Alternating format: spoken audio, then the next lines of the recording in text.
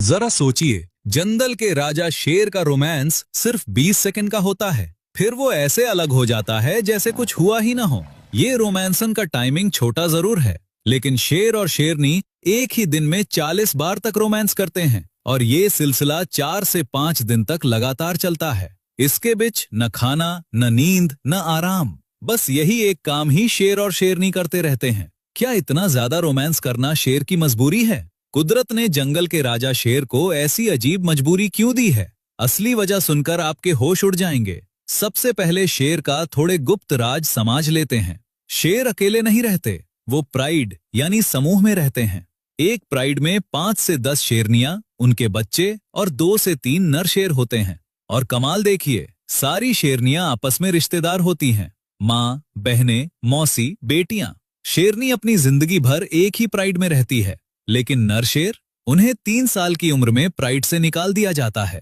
फिर वो जंगल में भटकते हैं और 5 से 6 साल की उम्र में किसी दूसरी प्राइड पर जबरदस्ती कब्जा करते हैं। और हैरानी की बात यह है कि नर राजा सिर्फ 2 से 3 साल ही गद्दी पर रह पाता है, इससे पहले कि कोई और जवान शेर उसे हराकर भगा दे।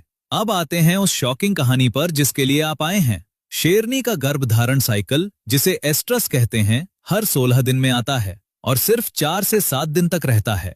इस छोटे से टाइम में शेर और शेरनी संबंध बनाते हैं हर 15 से 30 मिनट में एक बार, पूरे दिन में 40 से 50 बार तक, और कुछ केसेस में तो ज्यादा बार तक भी रिकॉर्ड हुआ है।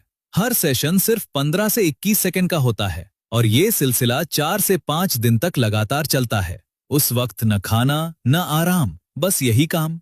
लेकिन सवाल यह है कि इतनी बार क्यों? जवाब बहुत इंटरेस्टिंग है। शेरनी का बॉडी बाकी जानवरों जैसा नहीं है। उसका ओव्यूलेशन यानी अंडाणु तब रिलीज होता है जब संबंध बनाते समय उसे दर्द होता है। और दर्द क्यों? क्योंकि नर शेर के अंग पर छोटे छोटे कांटे जैसे स्पाइन्स होते हैं जो विड्रॉ के समय शेरनी को पेन देते हैं। यही पेन उसके ब्रेन को सिग्नल भेजता है कि अंडाणु रिलीज करो। मतलब बिना दर्द, बिना बार बार संबंध, गर्भ ही नहीं ठहरता। साइंटिस्ट का कहना है कि सफलतापूर्वक एक बार गर्भधारण के लिए लगभग शेर को 500 से 1000 बार तक संबंध बनाने पड़ते हैं। यानी नेचर ने इस प्रोसेस को इतना मुश्किल बनाया है कि सिर्फ सबसे फिट और सबसे ताकतवर शेर ही अपनी पीढ़ी आगे बढ़ा सके। और एक चालाक ट्रिक भी है शेरनी के पास। वो कभी कभी प्राइड के अलग अलग नर शेरों के साथ संबंध बनाती है। क्यों? ताकि किसी को पक्का पता न चले कि बच्चा किसका है। और जब कोई नया शेर प्राइड पर कब्जा करता है तो वो सबसे पहले पुराने राजा के बच्चों को मार देता है ताकि शेरनी जल्दी से उसके बच्चे पैदा कर सके। ये है क्रूर लेकिन सच्चा नेचर का नियम। 105 से 110 दिन की प्रेगनेंसी के बाद शेरनी एक सिक्लूडेड जगह